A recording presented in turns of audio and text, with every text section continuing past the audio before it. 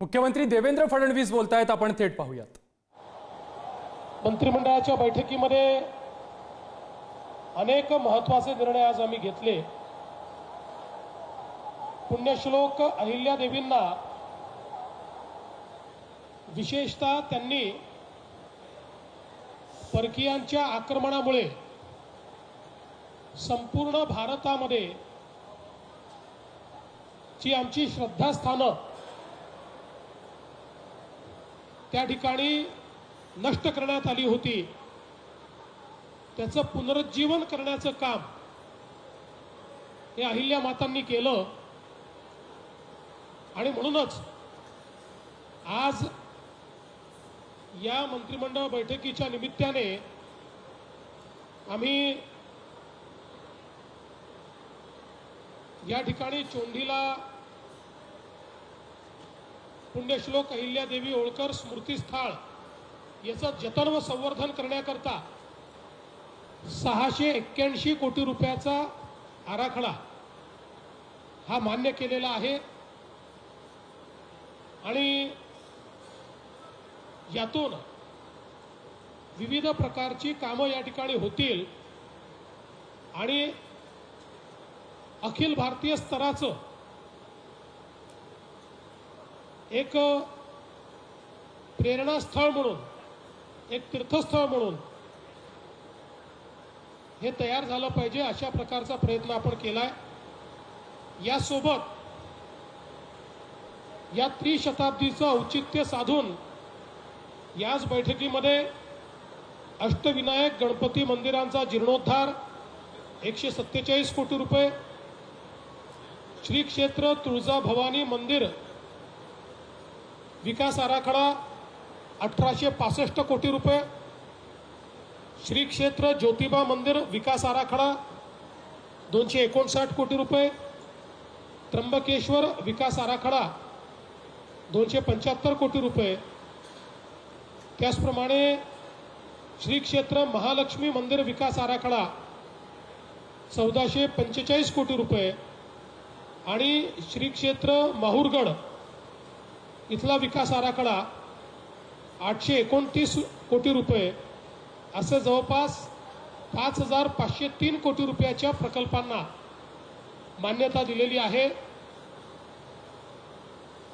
जे कार्य देशामध्ये पुण्यश्लोक अहिल्यादेवींनी केलं, तेच कार्य त्यांच्या त्रिशताब्दीच्या निमित्ताने महाराष्ट्रामध्ये करण्याचा प्रयत्न हा राज्य सरकारच्या माध्यमातून आम्ही करतो। यासोबत पुण्यश्लोक अहिल्यादेवींचं जीवन, त्यांचं कार्य याचा परिचय संपूर्ण जगाला झाला पाहिजे, या दृष्टीने त्यांच्या जीवनावर बहुभाषिक कमर्शियल चित्रपट हा निर्माण करण्याचा आम्ही निर्णय केलेला आहे। बहुभाषिक याकरता केला, तो मराठी असेल, तो हिंदी असेल, तो अजून इतरही भाषांमध्ये असेल, कारण त्यांचं कार्य हे कानाकोपऱ्यात पोचलं पाहिजे आणि अतिशय अद्ययावत तंत्रज्ञान वापरून हा सिनेमा तयार करण्यात येणार आहे, जेणेकरून त्यातनं केवळ तो जीवनपट नसेल, तर त्यातनं त्यांच्या कार्याचं प्रभावीपणे मांडणी ही आपण करण्याचा प्रयत्न करणार आहोत। या निमित्ताने अहिल्यानगर जिल्ह्यामध्ये आपल्याला कल्पना आहे, मागच्या काळात प्रत्येक जिल्हा तिथे मेडिकल कॉलेज अशा प्रकारची आपण घोषणा केली। फक्त अहिल्यानगर जिल्हा राहिला होता की जिथे शासकीय मेडिकल कॉलेज नाही, बाकी सगळ्या जिल्ह्यांमध्ये आपण शासकीय मेडिकल कॉलेज तयार केले। गेल्या 2.5 वर्षात तर 10 मेडिकल कॉलेजेस नवीन आपण तयार केले। आणि आता आजच्या बैठकीमध्ये अहिल्यानगरला देखील शासकीय वैद्यकीय महाविद्यालय, ज्याचं नाव पुण्यश्लोक अहिल्यादेवी होळकर शासकीय वैद्यकीय महाविद्यालय असेल, अशा प्रकारचं वैद्यकीय महाविद्यालय स्थापन करण्याचा निर्णय करण्यात आलेला आहे। त्याचसोबत अहिल्यानगरमध्ये खास मुलींकरता ITI स्वतंत्र ITI मुलींचं हे देखील तयार करण्याचा निर्णय हा करण्यात आलेला आहे। आज एक नवीन महिला सक्षमीकरणाकरता आदिशक्ती अभियान राबवण्याचं आपण ठरवलेलं आहे आणि राज्यातील महिलांच्या आर्थिक, सामाजिक, शैक्षणिक आणि आरोग्यविषयक समस्यांबाबत समाजामध्ये संवेदनशीलता निर्माण करणे आणि या अभियानाच्या माध्यमातून मोठ्या प्रमाणात जागृती करणे हा आपला प्रयत्न असेल। आणि यासोबतच या क्षेत्रात काम करणाऱ्या महिला आणि महिला केंद्रित NGO यांना आदिशक्ती पुरस्कार हा प्रदान करण्याचा निर्णय आपण घेतलेला आहे। यासोबत मागच्या काळामध्ये आपण निर्णय केला होता की धनगर समाजातील विद्यार्थ्यांना इंग्रजी माध्यमाच्या नामांकित शाळांमध्ये प्रवेश द्यायचा।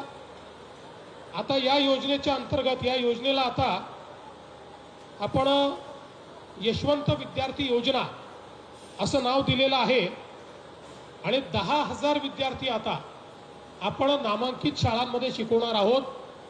आपण आतापर्यंत 4-4.5 हजार विद्यार्थी दरवर्षी शिकवायचो, 10,000 विद्यार्थी शिकवण्याचा आपण निर्णय केलेला आहे। धनगर समाजातील मॅट्रिकोत्तर शिक्षण घेणारे गुणवत्ताधारक जे विद्यार्थी आहेत यांच्याकरता आपण निर्णय केला आहे की प्रत्येक विभाग स्तरावर पुण्यश्लोक अहिल्यादेवी होळकर वसतिगृह योजना ही आपण सुरू करतो आहोत। मागच्या काळात आपण एक वसतिगृह योजना सुरू केली होती, त्यात नाशिकला काम देखील सुरू केलं, पण मध्यंतरी ती योजना थोडी मागे पडली होती। पण आता ही नव्याने आम्ही पुन्हा रिलॉन्च करतोय पुण्यश्लोक अहिल्यादेवींच्या नावाने। आणि आता तात्काळ आपण पुणे आणि नागपूर या 2 ठिकाणच्या हॉस्टेलचं काम करतोय आणि इतर ठिकाणच्या जागाही लवकरच फायनल करून सर्व विभाग स्तरावर एक हॉस्टेल मुलींचं आणि एक हॉस्टेल मुलांचं धनगर समाजाकरता या ठिकाणी तयार करण्याचा आपला मानस आहे। एक अजून चांगला निर्णय मंत्रिमंडळाने घेतलाय। पुण्यश्लोक अहिल्यादेवी होळकर यांनी उभारलेल्या घाट, विहिरी आणि पाणी वाटप प्रणालीचं सर्वेक्षण करून त्याच्या जतनाकरता विशेष कार्यक्रम एक आपण हातामध्ये घेतलाय जलसंधारण विभागाच्या माध्यमातून आणि त्यातनं त्याचं पूर्ण पुनरुज्जीवन करणं आणि त्याचं जतन करणं अशा प्रकारचा हा कार्यक्रम असेल। याच्या अंतर्गत 3 ऐतिहासिक तलाव आहेत आतापर्यंत जे लक्षात आले, पुढे अजून काही येऊ शकतात। चांदवड, त्र्यंबकेश्वर आणि मल्हार गौतमेश्वर जेजुरी। त्यानंतर 19 विहिरी राज्यामध्ये, 6 घाट, 6 कुंड, 34 जलाशय, असं वेगवेगळ्या गोष्टींचं काम हे या संवर्धनाच्या माध्यमातून या ठिकाणी करण्यात येणार आहे। यासोबत अहिल्यानगर जिल्ह्यातल्या राहुरीमध्ये एक दिवाणी न्यायालय हे स्थापित करण्याकरता आपण त्या ठिकाणी दिवाणी न्यायालय वरिष्ठ स्तर याला देखील मान्यता दिलेली आहे। आणि आजच्या बैठकीमध्ये आपण नाशिक आणि त्र्यंबकेश्वरला जो कुंभमेळा होतो त्या कुंभमेळ्याचं संचालन करण्याकरता कुंभमेळा प्राधिकरणाचा कायदा हा मंजूर केलेला आहे। जसं प्रयागराजला कायदा करून सगळे अधिकार कुंभमेळ्याचे प्राधिकरणाला देण्यात आले, त्याच धर्तीवर हा कायदा आपण या ठिकाणी मंजूर केलेला आहे। यासोबत आपण आज अहिल्यादेवींच्या या त्रिशताब्दीच्या निमित्ताने एक लोगो हा देखील प्रकाशित केलेला आहे, जो सगळ्या पूर्ण वर्षभर सगळीकडे तो वापरण्यात येईल। एक डाक तिकीट देखील आज जारी करण्यात आलेलं आहे, त्यांच्यावर एक डाक तिकीट जारी करण्यात आलेलं आहे आणि एक प्रेरणा गीत देखील आज या ठिकाणी आपण जारी केलेलं आहे। मला असं वाटतं की ज्या प्रकारे या देशामध्ये पुण्यश्लोक अहिल्यादेवींनी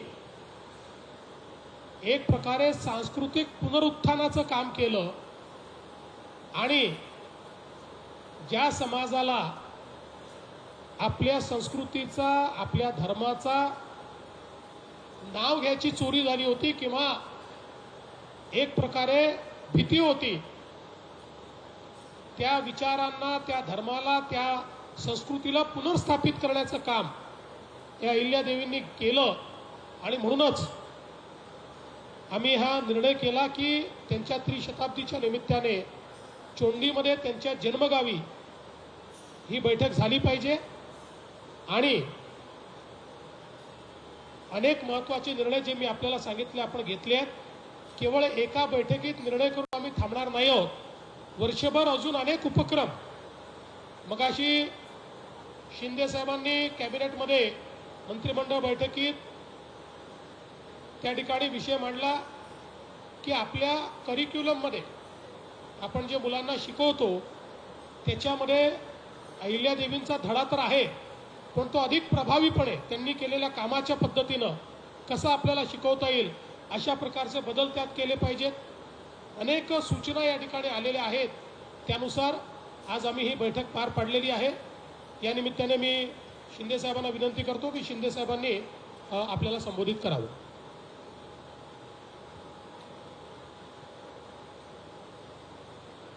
पुण्यश्लोक अहिल्यादेवी होळकर यांच्या त्रिशताब्दी 300व्या जयंतीचं औचित्य साधून आज चोंडीमध्ये त्यांच्या जन्मगावी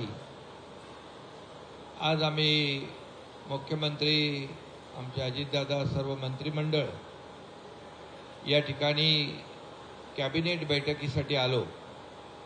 आणि या 300व्या जयंतीनिमित्त मी अहिल्यादेवी होळकर यांना विनम्र अभिवादन करतो, त्यांना मानवंदना देतो आणि त्यांना कोटी कोटी प्रणाम करतो.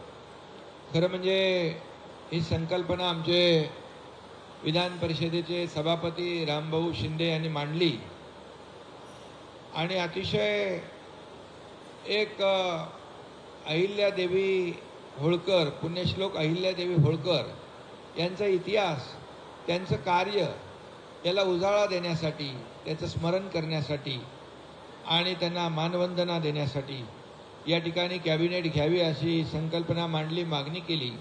आणि आदरणीय आपले मुख्यमंत्री देवेंद्रजींनी त्याला तात्काळ मान्यता दिली. याबद्दल मी मुख्यमंत्री महोदयांचं मनापासून अभिनंदन करतो आणि रामभाऊंना देखील धन्यवाद देतो. खरं म्हणजे आज आपण पाहिलं की मुख्यमंत्री महोदयाने अतिशय विस्तृतपणे या ठिकाणी आज आम्ही घेतलेले निर्णय जे आहेत या निर्णयाच्या बाबतीमध्ये सगळी माहिती दिलेली आहे. खरं म्हणजे आज अहिल्यादेवींनी जे काही काम केलं आणि समाजाभिमुख काम केलं, एक खऱ्या अर्थाने कुशल प्रशासक, संघटक आणि दूरदर्शीपणा त्यांच्या कार्यातून आपण पाहिला. आणि त्यामुळे त्यांनी मोठ्या प्रमाणावर आपली जी काय परकीय आक्रमणं होती त्याच्याबद्दल, जी आक्रमणामध्ये आपली देवस्थानं जी त्याच्यामध्ये नष्ट झाली होती ती देवस्थानं पुन्हा उभी करण्याचं मोठं काम त्यांनी केलं. मग त्याच्यामध्ये पुष्कर आहे, अयोध्या आहे, ऋषिकेश आहे, पंढरपूर आहे, गया इथली मंदिरं आहेत, त्याची साक्ष देणारे अनेक घाट बांधले, मठांची स्थापना केली. औरंगजेबाने उद्ध्वस्त केलेलं काशी विश्वेश्वर मंदिराचा जीर्णोद्धार देखील पुण्यश्लोक अहिल्यादेवींनी केला. आणि म्हणून खऱ्या अर्थाने त्यांनी अनेक तीर्थक्षेत्र बांधली, मंदिरं बांधली. आणि मगाशी मुख्यमंत्री महोदय म्हणाले की घाट बांधले, जे अनेक पाण्याचे जे काही स्रोत आहेत ते डेव्हलप केले, विहिरी बांधल्या, लोकांना पाणी मिळावं यासाठी हा उदात्त हेतू त्यांनी ठेवून या ठिकाणी अशा प्रकारची जी मोठी कामं केली. आणि त्यामुळे खऱ्या अर्थाने आज त्यांच्या या जन्मगावी ही कॅबिनेट झाली. आणि त्यामध्ये त्यांचा जो उद्देश होता की यामध्ये देवस्थानांचं पुनर्जीवन जीर्णोद्धार आणि यासाठी आमच्या मंत्रिमंडळाने आज बैठक पार पडलेली आहे आणि पहिल्यांदाच चौंडीमध्ये कॅबिनेट बैठक पार पडलेली आहे। या बैठकीमध्ये 661 कोटींच्या विकास आराखड्याला मंजुरी दिलेली आहे, ज्या अंतर्गत चौंडीचा विकास हा केला जाणार आहे। मुख्यमंत्री फडणवीस, उपमुख्यमंत्री शिंदे आणि अजितदादा यांची पत्रकार परिषद चौंडीमधून सुरू होती।